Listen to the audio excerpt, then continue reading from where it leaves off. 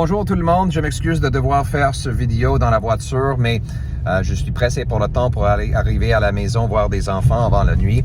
Et je voulais vraiment partager une nouvelle très positive. Depuis mon arrivée comme chef du Parti conservateur, Justin Trudeau est en train de reculer.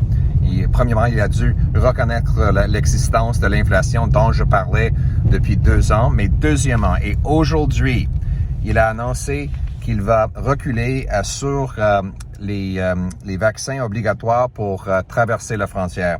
Je vais citer un article du CBC. Le premier ministre accepte de lever les mesures sanitaires en lien avec la pandémie aux frontières selon une source.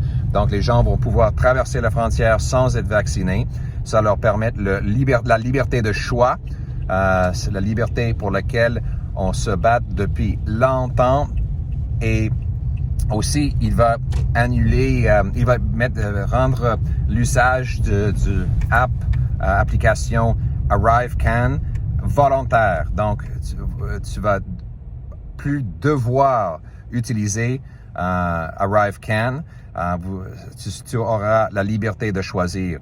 Donc, notre travail n'est pas terminé. Il y a beaucoup plus à faire. Il y a certains travailleurs et des soldats qui font face à la discrimination toujours, mais on va continuer à travailler pour combattre ça et pour rétablir la liberté de choix en matière des décisions médicales.